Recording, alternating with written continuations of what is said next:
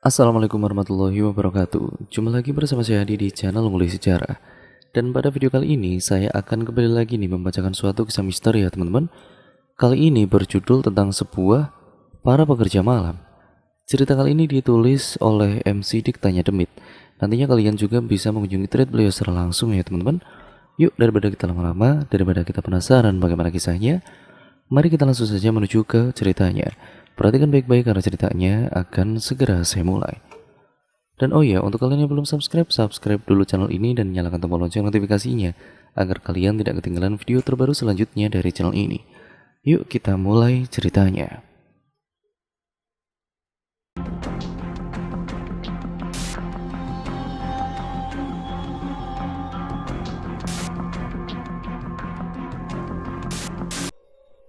Hujan kini membasahi jalan, disertai kabut tipis yang membuat jarak pandang terbatas. Motorku berjalan di jalanan yang licin serta turunan yang tajam dan meliuk-liuk menuju kota Bandung. Di sana aku akan bertemu dengan ketiga temanku yang aku kenal dari pabrik tempatku bekerja. Di sebuah kafe di Bawah Batu, ketiga temanku rupanya sudah datang. Mereka yang menjadi sahabatku, karena kita pernah di dalam satu tempat kerja yang sama, di shift yang sama, bahkan kita mengalami kejadian yang mengerikan yang sama, yang tidak kita lupakan hingga sekarang ini. Aku datang dengan kondisi basah sekali. Mereka menyambutku dan menanyakan kabar setelah beberapa tahun kita berpisah satu sama lain. Kita saling bertukar pengalaman, saling membicarakan tentang keluarga, membicarakan tentang masa depan, hingga salah satu dari kita tiba-tiba berkata, Dik, kamu tahu nggak kalau pabrik itu akhirnya bangkrut ya? Kata Dadi dengan nada yang serius. Kemarin waktu kerja melewati pabrik itu, aku lihat pabrik itu sepi, bahkan lebih tepatnya sudah tidak berpenghuni, kayak yang kosong gitu. Mungkin gara-gara pandemi jadi ya banyak yang di PHK kali, hingga akhirnya bangkrut, kataku dengan sedikit bercanda. Atau mungkin gara-gara tumbal tahunannya tidak terpenuhi tahun ini akibat WFH, sambung Iman salah satu temanku yang lain dengan nada yang pelan. Hus, kataku sambil mengangkat tanganku ke arah mulutku. Lah bener kan? Terakhir kan waktu kita kerja di sana kita berempat yang akan jadi korban. Jadi wajar kan pabrik itu bangkrut akhirnya? Kata Iman kembali menambahkan dengan nada yang sedikit agak keras. Akhirnya kami pun bercerita tentang pabrik, bercerita tentang angkernya pabrik tempat kita bekerja dulu, dan ini juga yang menginspirasiku untuk bercerita di sini. Di sana juga aku akan bercerita bagaimana kita bisa selamat, meskipun akhirnya kita semua dikeluarkan dari sana. Beberapa tahun yang lalu, di ruang tunggu HRD, aku duduk di kursi yang panjang bersama dua orang lainnya di dalam satu ruangan 3x3 meter, menunggu untuk dipanggil ke ruangan HRD. Sedangkan satu orang lagi kembali keluar dari ruangan itu dan duduk kembali di tempat yang disediakan. Gimana interviewnya? Kataku mencoba mengorek informasi kepada orang di sebelahku yang baru keluar dari ruangan itu. Disuruh nunggu lagi? Jadi belum tahu keterima atau enggak? Jawabnya dengan cemas. Dik. Akhirnya sebuah suara memanggilku dari ruangan itu. Aku berdiri dan juga melangkah ke ruangan itu. Di sana hanya ada satu meja dan dua kursi, serta ada lemari kecil yang penuh berkas di sudut ruangan, serta jam dinding tua dengan logo perusahaan yang menggantung di dinding. Perkenalkan, nama saya Indah. Saya HRD di sini. Ini adalah interview terakhir yang bisa memutuskan Anda bisa bergabung di sini atau tidak, kata wanita yang ada di depanku itu. Wanita itu kemudian bertanya tentang latar belakangku dan motivasiku kerja hingga keahlianku apa. Aku pun dengan sigap menjawab semua pertanyaan yang dilontarkan dengan penuh antusias, berharap jawaban yang kuutarakan bisa membuatku diterima oleh perusahaan ini.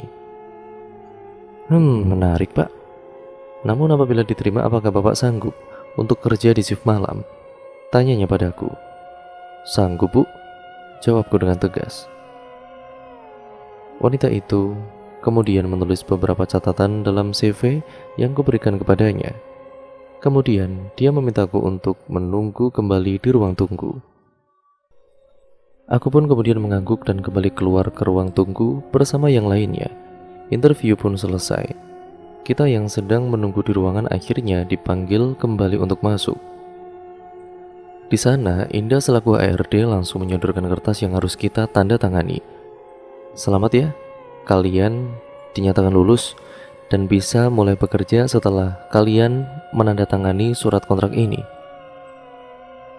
Jujur, aku benar-benar senang. Aku yang baru lulus kini bisa mulai bekerja, mulai menabung untuk masa depan dengan uangku sendiri. Rasa haru dan juga bangga aku rasakan ketika aku menandatangani kontrak tersebut.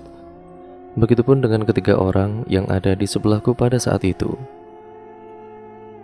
Tempatku bekerja adalah sebuah pabrik yang cukup besar di pinggiran kota yang memproduksi kain untuk impor. Ada total 2 gedung utama di kiri dan juga di kanan. Untuk gedung sebelah kiri itu digunakan untuk ruangan produksi dan di sebelah kanan digunakan untuk gudang. Sedangkan untuk lantai 2 gudang itu digunakan untuk para staf dan pimpinan perusahaan. Ruangan itu juga terdapat kaca-kaca besar yang mengarah ke gudang atau mengarah ke gedung sebelah kiri, sehingga para staf dan juga owner bisa langsung melihat aktivitas di pabrik dari atas. Di belakang pabrik itu terdapat taman dan juga musola kecil untuk beribadah. Tidak lupa ada berbagai pohon yang ada di sisi taman tersebut. Dan di ujungnya terdapat pohon pisang yang masih berbentuk tunas sebanyak 3 buah. Indah pun menjelaskan job desk kepadaku dan kepada 3 orang lainnya sewaktu berkeliling. Job desk-nya sebenarnya sederhana. Hanya memastikan mesin berjalan sebagaimana mestinya, karena mesin itu akan bekerja selama 24 jam penuh, sehingga perlu diawasi oleh kami berempat. Dia juga menjelaskan beberapa peraturan-peraturan yang ada di pabrik ini, dan wajib hukumnya untuk mematuhi segala peraturan di pabrik ini. Terutama bagi kami, karyawan baru yang tidak tahu tentang aturan-aturan yang ada, sehingga kita bisa taat dan juga bekerja tanpa adanya masalah. Indah pun kemudian mulai mendekati sebuah tulisan yang menempel di dinding pabrik tepat di bawah mesin absen para karyawan. Di dalamnya terdapat beberapa peraturan yang harus dipenuhi oleh seluruh karyawan kantor tanpa terkecuali, yang isinya adalah: 1. Menjaga kebersihan di lingkungan pabrik. Yang kedua, diwajibkan untuk absen tepat waktu.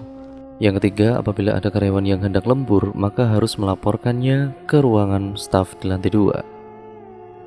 Lalu kemudian yang keempat, karyawan wajib meninggalkan gudang paling telat pukul 5 sore dan menutup pintu gudang. Yang kelima, dilarang menginjakan kaki di taman dan jangan merusak pepohonan termasuk pohon pisang yang ada di taman. Yang keenam, cleaning service harus segera membersihkan ruangan staf sesaat setelah jam pulang pukul 5 dan harus segera menyelesaikannya sebelum jam 6 sore. Yang ketujuh, utamakan keselamatan kerja, terutama di bagian produksi. Yang kedelapan, pintu WC di bagian produksi tidak boleh ditutup rapat. Yang kesembilan, sopir ekspedisi datang ke pabrik ketika malam hari disarankan untuk tidur di musola dan dilarang untuk bongkar muat barang ketika di atas jam 9 malam. Yang ke-10, semua karyawan dilarang ke ruangan kecil di gudang tanpa sepengetahuan owner. Aku membaca secara seksama peraturan itu, namun ada beberapa yang janggal sehingga aku pun bertanya kepada Indah. Bu, maaf ini bu, untuk peraturan nomor 10 kenapa kita tidak boleh masuk ke ruangan itu? Kataku sambil menunjuk ke suatu ruangan kecil yang ada di ujung gudang. Indah hanya tersenyum tanpa memberikan jawaban dari pertanyaanku. Dia hanya bilang bahwa peraturan ini harus dipatuhi oleh semua karyawan yang bekerja di sini. Karena peraturan itu dibuat oleh pemilik perusahaan sehingga Indah selaku HRD pun harus mengikuti peraturan tersebut. Sebelum melanjutkan, saya akan memberitahu keempat orang yang satu shift denganku pada saat itu. Yang pertama adalah Dadi, lalu Iman dan Denny. Mereka bersamaku pada malam itu dari mulai masuk kerja hingga keluar dari pabrik tersebut. Beberapa hari kemudian akhirnya aku mulai bekerja. Aku duduk di antara mesin-mesin besar yang menyala sepanjang malam bersama ketiga temanku di sana. Jadi kita mesti ngapain nih di sini? Tanya Dandi. Ya, kata security tadi sih kita hanya memastikan mesin itu hidup. Dan apabila ada yang mati, kita harus mencari penyebabnya. Kalau kita bisa benerin ya benerin, kalau tidak ya kita panggil security, jawab Denny sambil memandangi mesin-mesin besar itu dalam ruangan produksi.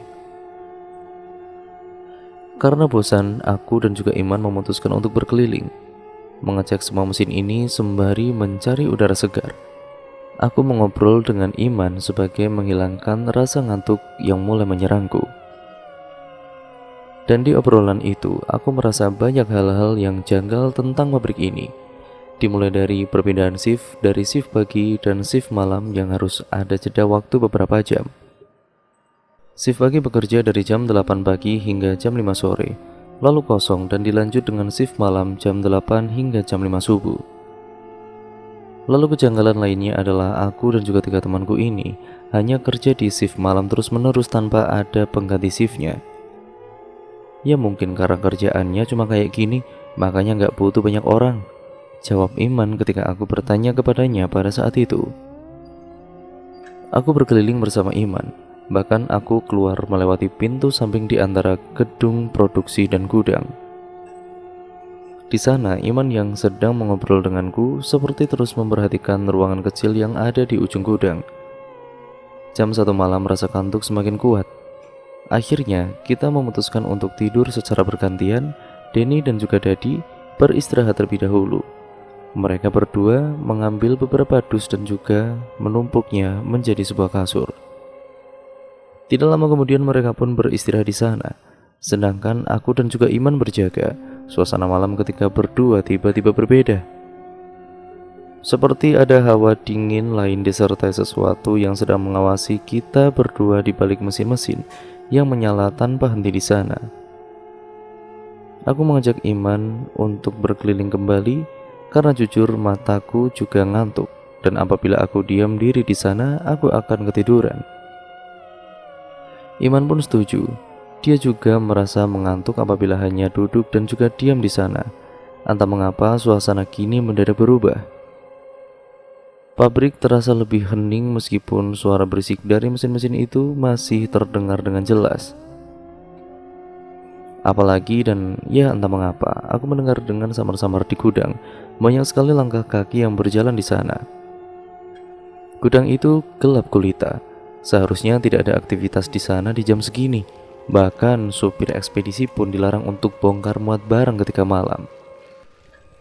Sehingga aku yakin di gudang tidak ada orang sama sekali. Namun aku terus mendengar suara langkah kaki itu di sana. Aku yang penasaran akhirnya bertanya kepada Iman akan suara yang aku dengar.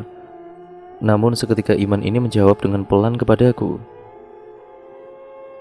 "Kamu mendengarnya juga?" katanya sambil menyuruhku berhenti pada saat itu.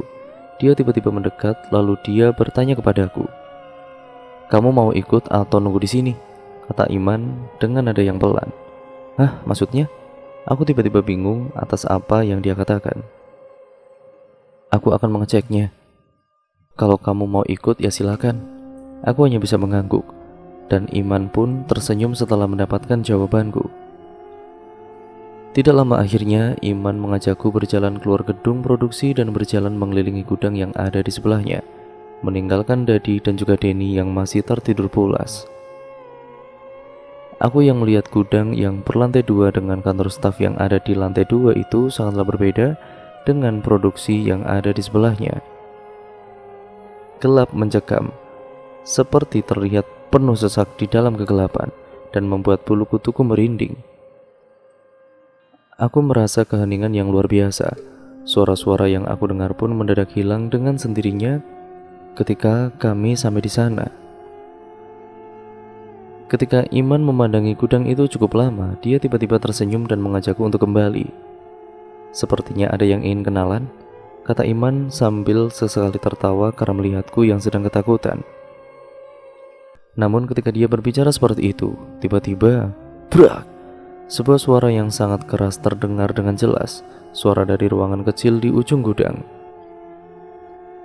Seperti seseorang yang menutup pintu itu dengan keras sekali, dan itu langsung mengagetkanku dan juga Iman yang berdiri di depan pintu gudang yang tertutup rapat. Malam selanjutnya aku ditertawakan oleh Dandi dan Denny, terutama ketika Iman berbicara tentang apa yang kita alami kemarin malam. Sudah tahu cuman kita berempat di sini, malah keluyuran, kata Dadi sambil tertawa. Yang namanya pabrik pasti ada penunggunya. Mungkin ruangan di dekat gudang tempat mereka berkumpul, sehingga ada peraturan yang tidak memperbolehkan kita untuk masuk ke dalam, tambah Denny sambil tertawa. Iman yang ikut dengan obrolan pun hanya tersenyum. Dia mungkin terbiasa dengan hal-hal seperti ini dalam hidupnya, sehingga dia hanya merespon seperti itu ketika kemarin dikagetkan oleh suara keras dari ruangan kecil dekat gudang. Sedangkan aku sendiri, aku langsung berlari ke ruang produksi dengan wajah yang ketakutan. Dah, sekarang kita berdua yang tidur lah. Ntar bangunin kita selepas jam 3 ya, kataku yang sedikit marah dengan bercandaan mereka. Dadi dan juga Denny pun hanya mengangguk sambil tersenyum. Mereka masih mentertawakanku yang kini tiduran di atas dus bekas pada malam itu. Iman nampaknya belum mengantuk. Dia berkata bahwa dia akan melakukan sesuatu pada malam ini. Dia hanya duduk sambil melihat mesin yang menyala sepanjang malam. Sedangkan aku hanya ingin tidur dan terbangun ketika subuh, sehingga aku langsung memejamkan mata pada saat itu juga. Kita kerja cuman begini aja nih. Perasaan dari kemarin ini mesin jalan terus. Kerja kita cuman nambahin benang ketika habis, terus angkut kain ketika beres. Kenapa nggak kegudangin aja ya, malah harus disimpan di pojokan sana, kata Dadi yang kini berjaga dengan Denny. Alah udahlah, jangan komplain mulu Det. Udah enak kita kerja kayak gini, cuman jagain semalaman terus tidur. Untuk ukuran pekerja baru kayak kita udah enak, sahut Denny yang terlihat sedang memasukkan benang baru yang mengikat ujung benang lama ke mesin tersebut. Aku pun tertidur sedangkan Iman masih duduk dan menatap ke arah gudang dari gudang produksi yang pintunya terbuka lebar. Dadi dan juga Denny pun masih sibuk mengangkut kain yang sudah jadi untuk disimpan di pojokan. Tidak lama Iman berdiri dan berjalan keluar sendirian pada malam itu. Man, kemana? Ntar ketemu hantu lagi loh di sana, kata Dadi sambil tertawa. Iman hanya tersenyum. Dia mengangkat tangannya dan kemudian memegang perutnya pada saat itu. Ke WC belakang dulu bentar, mau berak, katanya sambil sedikit berlari keluar. Setengah jam berlalu, Iman nampaknya masih belum kelihatan. Bahkan sambil bercanda, Denny langsung berkata, "Nya batu gitu ya? Lama amat bokernya." Denny dan juga Dadi terus-terusan bercanda. Mereka sengaja melakukan itu agar mereka tidak merasakan ngantuk di tengah-tengah pekerjaan mereka. Hingga tidak lama kemudian, aku pengen ke WC juga nih. Hal itu tentu saja membuat Denny semakin tertawa. Sambil menyuruh Dadi agar menyusul Iman di luar, ia mengangkat tangannya dan menempelkannya di hidungnya sendiri. "Cepat ke sana, bau itu." Dadi pun langsung berlari, namun tidak lama dia kembali lagi sambil memegang perutnya.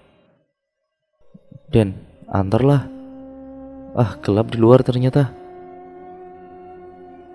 Denny kemudian kembali tertawa. Dia berkata bahwa dia tidak bisa mengantarkannya karena harus ada yang berjaga di sini. Apalagi aku yang pada saat itu sedang tertidur pulas tidak bisa dibangunkan. Sehingga sudah pakai saja WC yang itu. Ya itu ada airnya ada, kata Denny sambil menuju ke WC yang ada di sudut ruangan. "Ya tapi kan pintunya nggak boleh ditutup," kata Dadi yang ragu atas apa yang Denny sarankan. "Ya gak apa-apa toh, itu kan cuma ada 3 orang yang ada di sini.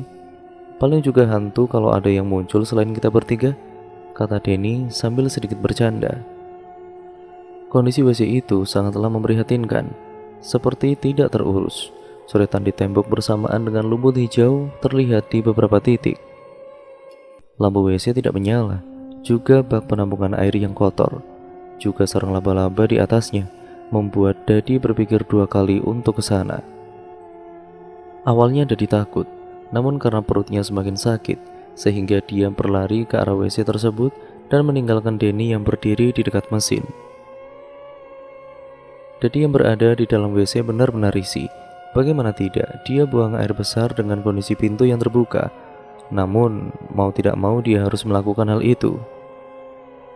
Karena tidak ingin berlama-lama, akhirnya dia membersihkan dirinya, mencuci tangannya dan keluar dari WC itu. Meskipun tanpa dia sadari, dia menarik pintu WC itu sehingga tertutup rapat. Dia sepertinya tidak ingat dengan peraturan tertulis yang pernah dia baca sebelumnya. Hingga dia baru sadar ketika beberapa langkah dia berjalan, tiba-tiba terdengar suara tangis dari arah WC. Tangisan itu terdengar lirih dan secara samar-samar terdengar di antara mesin-mesin yang menyala dengan suaranya yang keras. Sambil menangis dan meminta tolong, suara tangisan wanita itu seperti meminta Dadi untuk membuka kembali pintu itu seperti semula. Dadi seperti ingin berteriak ke arah Denny yang masih sibuk dengan benang-benang yang harus dia pasang. Namun suaranya mendadak serak. Tubuh Dadi terasa kaku dan tidak bisa bergerak pada saat itu. "Woi, buka pintunya! Buka pintunya, tolong!" Dadi hanya terdiam. Suara itu semakin lama semakin terdengar jelas oleh kedua telinganya. Apalagi seperti dihiraukan oleh Dadi. Tiba-tiba terdengar seperti ada orang yang sedang melempar gayung dan benda-benda lain yang ada di dalam WC tersebut. Dia yang awalnya menangis, kini tampak marah karena tangisan dan permintaannya untuk membuka pintu itu belum juga dilaksanakan. Rasa takut, rasa bingung, juga rasa ingin menjauh dari WC itu kini tercampur aduk dalam diri Dadi pada saat itu. Apalagi, "Brak! Woi, buka pintunya!" Suara itu kembali terdengar, bahkan kali ini suara itu benar-benar keras sehingga membuat tubuhnya terjatuh dan seketika dirinya tidak ingat apa yang terjadi selanjutnya. Aku terbangun jam 3:30. Awalnya aku menggerutu karena tidak ada yang membangunkanku pada saat itu. Namun ya ketika aku melihat Dadi dikelilingi oleh Iman dan juga Denny di dekat WC, akhirnya aku mendekati mereka dan bertanya atas apa yang sebenarnya terjadi. Si Dadi pakai WC itu, tahu sendiri kan WC itu nggak boleh ditutup. Jadi ya seperti ini, kata Iman sambil menepuk-nepuk tubuh Dadi. "Kumaha, mau dibawa ke security wae ya?" kata Denny yang panik karena dia yang menyarankan untuk memakai WC itu. "Udah nggak perlu, diamin aja, ntar pas pagi dia pasti bangun kok." Yang pasti, perlu kalian ketahui sekarang, kalau tempat ini jauh lebih menyeramkan atas apa yang kalian kira. Karena Iman tiba-tiba berpikir sejenak, lalu dia kembali berkata, "Ah, pagi aja deh ngobrolnya, sekarang kamu istirahat dulu Den. Biar kita berdua aja yang jaga sampai shift pagi tiba," kata Iman sambil menepuk pundakku yang baru terbangun dengan perasaan kantuk pada subuh itu. Pagi sudah menjelang, tepat jam 6 pagi. Kerjaanku selesai sebelum shift pagi datang. Aku harus segera keluar dari pabrik dan membiarkan pabrik kosong dalam beberapa jam sebelum shift pagi datang. Memang sedikit aneh, tapi ya itulah yang terjadi di sana. Biasanya pergantian antar shift itu harus saling bertemu, saling memberikan laporan atas apa yang sudah dikerjakan dan belum dikerjakan, sehingga mereka yang bekerja di shift selanjutnya itu ya bisa meneruskan pekerjaannya. Namun kita berempat terasa asing, bahkan di kalangan para pegawai pabrik sendiri. Laporan pun kita hanya melukiskan di kertas dan ditempel di sana, tanpa ada komunikasi dengan shift selanjutnya. Jeda antar shift ini selama beberapa jam membuat kita seperti terasingkan di sana. "Dad, gimana? Aman kan?" kata Iman yang melihat Dadi yang masih semboyongan ketika pagi tiba. Dadi hanya mengangkat tangannya dan memberi isyarat bahwa dia baik-baik saja. "Udah yuk, ngopi-ngopi dulu. Biar si Dadi ini ada tenaga sebelum pulang," kataku. Aku sengaja mengajak mereka karena aku masih ingat ucapan Iman yang berkata bahwa ada sesuatu di pabrik yang ingin dia bicarakan. "Tapi kan Man, bukannya wajar kalau pabrik banyak hantunya?" kata Denny dengan mulut penuh dengan roti susu yang dia kunyah. Iman hanya mengangguk, namun dia berkata bahwa ini benar-benar terasa aneh. Iya memang, tapi nggak seharusnya seperti ini. Mereka seperti sengaja disimpan, atau merasa terjebak di dalam pabrik sehingga tidak bisa keluar, kata Iman dengan nada serius. Maksudnya, Man? Kita serentak langsung bertanya atas apa yang dia katakan. Duh, intinya gimana ya? Ya pokoknya selain memang ada makhluk-makhluk yang ada di beberapa tempat, tapi ada juga jiwa-jiwa yang ya sudahlah, susah jelasinnya, kata Iman sambil garuk-garuk kepala. Ya intinya mungkin kenapa kita dipekerjakan di sana karena shift malam itu serem, sehingga banyak orang-orang yang gak mau dipindahin ke shift malam. Ya makanya mereka nyari pegawai baru lagi. Gitu kan intinya? Kata Denny sambil menyeruput kopi. Iman hanya mengangguk meskipun dia sendiri ragu dengan hal itu. Hari yang namanya hantu mah, ya libas saja, tambah Denny dengan nada yang serius. Ingat, nyari kerja itu susah, apalagi zaman sekarang. Mendingan tahan dulu sampai gajian. Kalau nggak kuat, resignnya sesudah gajian aja. Obrolan kita tentang suasana pabrik di malam hari rupanya terdengar oleh pemilik warung. Karena pada saat itu hanya kita yang ada di sana. Dia pun akhirnya mendekat dan seperti menguping pembicaraan kita pada saat itu. Seperti yang penasaran dengan apa yang diobrolkan, akhirnya dia mendekat dan bertanya kepada kita berempat yang masih asik duduk di sana. Pegawai ini ya? Emang di sana mah banyak hantunya, terutama di belakang. Hati-hati aja, kata pemilik warung yang ikut dalam obrolan. Kita berempat saling bertatapan dan serentak kita menggelengkan kepala. Hal itu tentu saja membuat pemilik warung terkejut. Emang ada pabrik lain yang ada shift malam, Katanya dengan nada penasaran. Aku hanya mengangguk dan menunjuk ke arah pabrik yang letaknya tidak jauh dari sana. Hanya berjarak satu pabrik dari warung tempat aku duduk sekarang. Sontak raut wajah pemilik warung itu berubah ketika aku menuju ke sana. Seperti tidak percaya sehingga dia bertanya kembali. Di pabrik ini kan? Katanya untuk memastikan bahwa aku tidak salah menunjuk pabrik yang ada di sana. Wajahnya semakin heran.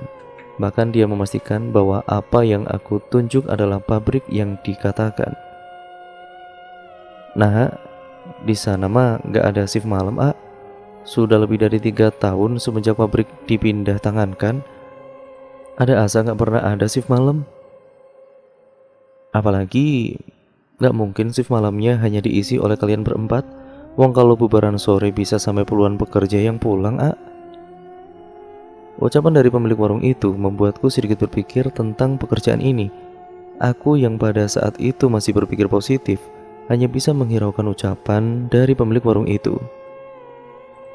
Meskipun semakin lama kita bekerja di sana, gangguan yang kita alami semakin banyak. Dimulai dari munculnya bau busuk dan mencium bau amis darah yang muncul secara tiba-tiba di malam-malam tertentu. Bau tersebut sempat membuat kita terganggu karena baunya sangat menyengat. Ketika kita laporan ke security, dia hanya menjawab bahwa itu adalah hal biasa di sana. Jadi mencoba mencari tahu di mana asal bau busuk dan bau amis itu. Dia sampai membuka cat kain yang digunakan untuk mesin warna. Tapi baunya nampak berbeda. Ini seperti bau busuk bangkai yang terlindas oleh sesuatu sehingga mengeluarkan bau amis darah yang tercium semalaman. Terkadang mesin pemintalan kain sering macet di jam tertentu, dan itu terjadi di setiap malam jam yang sama. Sehingga aku dan juga ketiga temanku sibuk membetulkan kain yang terlipat, dan apabila lengah sedikit saja, bisa saja tangan atau kakiku bisa tersangkut di dalam mesin itu.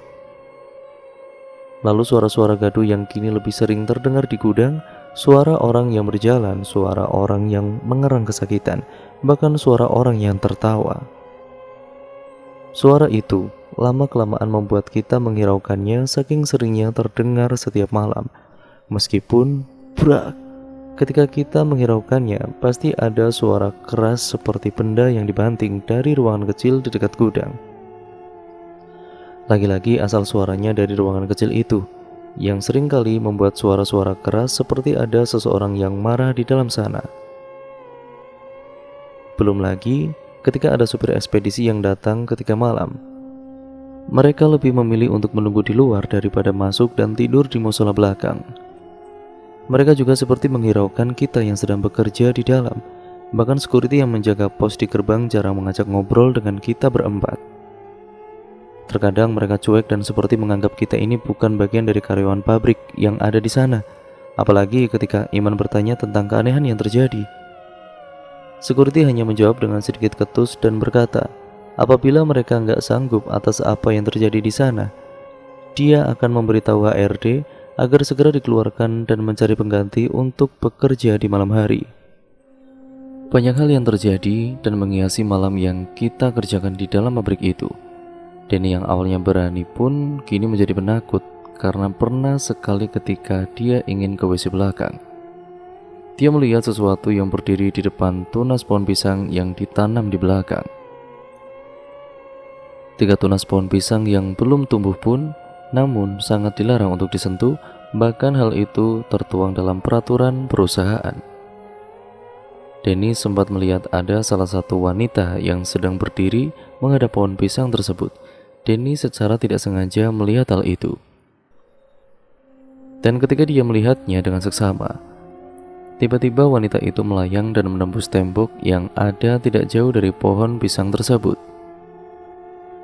Tentu saja hal itu membuat Denny berlari. Bahkan dia terjatuh karena dia menginjak sesosok ular kecil yang tiba-tiba muncul di sana. Ular tersebut nampak terkapar dan mati. Namun ketika dia ingin membuangnya, ular itu tiba-tiba menghilang. Sedangkan Iman semakin lama dirinya semakin pendiam dan memperingati kita ketika bekerja. Seperti ada sesuatu yang aneh yang tidak dia mengerti tentang suasana malam yang ada di dalam pabrik ini. Bahkan dia sering memperingati kita untuk menghindari tempat-tempat yang dia rasa aneh. Seperti taman belakang, area WC produksi, lalu area parkir mobil ekspedisi, dan gudang itu sendiri yang setiap malamnya gelap dan tertutup rapat. Waktu terus berlalu, tidak terasa sudah 3 minggu kita bekerja dan tinggal beberapa hari kita akan mendapatkan gaji pertama kita. Semakin lama, aku semakin akrab dengan mereka. Bahkan tidak jarang aku ikut tidur di kosan Denny yang letaknya tidak jauh dari pabrik. Malam ini hujan yang lebat mengguyur kota Bandung dan sekitarnya. Aku bahkan harus melewati beberapa genangan air yang masuk ke arah jalan untuk sampai ke pabrik untuk bekerja. Aku yang sudah berada di dalam ruangan produksi hanya duduk dan menatap air hujan yang jatuh dan membasahi pabrik pada malam itu. Nanti ditemenin oleh hantu yang ada di WC loh, jangan ngalamun, kata Iman dan juga Dadi yang muncul dari belakang. Aku hanya tersenyum. Tidak lama aku bertanya kemana Denny yang tidak bersama mereka. Mereka menjawab Denny lagi tiduran di dekat mesin. Katanya dia ngantuk karena waktu siang dia nggak bisa tidur gara-gara ada hajatan di dekat kontrakannya. Duar! Suara petir yang menggelegar menemani kita malam itu. Sesekali cahaya yang terang terlihat dari dalam tempat kita mengobrol. Namun ketika kita sedang asik mengobrol, terdengar kemudian suara percikan api dari luar yang menyala akibat petir. Seketika ruangan itu menjadi gelap. Mesin yang sedang berjalan tiba-tiba mati semuanya, seperti ada yang konslet yang mengakibatkan seluruh ruangan mati. Tidak ada cahaya penerangan sama sekali. Kita pun tidak membawa penerangan seperti korek atau HP, karena semuanya disimpan di loker sebelum memasuki pabrik. Kami pun saling pandang satu sama lain. Butuh waktu untuk mata kami beradaptasi dengan kegelapan malam ini. Dat, masih ingat gak kalau terjadi kayak gini kita harus ngapain? Kata Iman yang berdiri di tengah-tengah kegelapan. Kalau nggak salah kita harus mematikan daya listrik yang bermasalah dan memindahkan switch ke arus listrik cadangan yang ada di belakang. Ada petunjuknya yang ada di kotak peralatan dekat tempat kita tiduran. Begitulah kata Dadi yang kini mencoba masuk ke dalam di tengah kegelapan. Aku yang awalnya duduk pun kini ikut. Bahkan aku berkata bahwa ada senter juga di kotak peralatan itu untuk kita pakai. Kita berjalan masuk dan hanya bermodalkan cahaya kilat dari luar yang masuk melewati pintu produksi untuk membantu penerangan kita. Di tengah kegelapan yang pekat, kita akhirnya sampai dan melihat Denny yang tertidur pulas di sana. Tidak lama, aku dan juga Dadi menemukan senter itu, menyalakannya dan melihat kertas-kertas yang berisi informasi apabila terjadi kejadian seperti ini dan bagaimana kita mengatasinya. Sedangkan Iman, dia tiba-tiba terdiam, wajahnya melotot ke arah pintu yang tembus ke arah gudang. Kilatan petir yang menyambar membuat tempat itu menyala sesaat di tengah-tengah kegelapan ini. Tidak lama ketika kita sudah menemukan cara untuk memperbaiki hal ini, tiba-tiba Iman langsung berlari keluar tanpa memperdulikan kita yang ada di sana. Dia berlari seperti mengejar sesuatu dalam kegelapan di malam itu, dengan tergesa-gesa di tengah-tengah petir yang menyambar. "Woi Iman, mau kemana kamu?" Aku berteriak melihat Iman langsung berlari tanpa mendengarkan teriakanku. Namun ketika aku melihat Iman yang tinggal beberapa langkah lagi sampai ke pintu keluar, duar! Petir kembali menyambar dengan kerasnya. Dan tidak lama, aku secara samar-samar melihat sesosok bayangan wanita yang sedang berdiri menatap kita. Bayangan wanita dengan kakinya yang berbentuk ular besar dan meliuk-liuk di antara kegelapan malam. Rupanya, Iman berlari mengejar hal itu. Entah apa yang dia lakukan sehingga dia tidak memperdulikan aku yang berteriak kepadanya. Dia hanya terus berlari keluar dengan tatapannya yang tajam. Meskipun bayangan itu menghilang, seketika Iman berlari menghampirinya. Dan cerita pun akhirnya bersambung ke part yang selanjutnya, yaitu part yang kedua yang sekaligus menjadi part terakhir dari alur ceritanya teman-teman. Jadi untuk kalian yang penasaran bagaimana kelanjutan ceritanya, kalian harus tetap stay tune terus di channel ini. Jangan lupa like, comment, dan share sebanyak-banyaknya. Dan jangan lupa pula untuk kalian yang belum subscribe channel ini, nyalakan tombol lonceng notifikasinya ya teman-teman, agar kalian terus mendapatkan informasi dan juga notifikasi terbaru dari channel ini. Jadinya kalian tidak akan ketinggalan video update selanjutnya dari channel ini ya teman-teman. Sekian, kurang lebihnya mohon maaf apabila banyak salah kata ataupun narasi yang mungkin kurang jelas dalam membacakan cerita pada video kali ini. Saya mohon maaf yang sebesar-besarnya. Video ini saya akhiri, kurang lebihnya mohon maaf. Wassalamualaikum warahmatullahi wabarakatuh.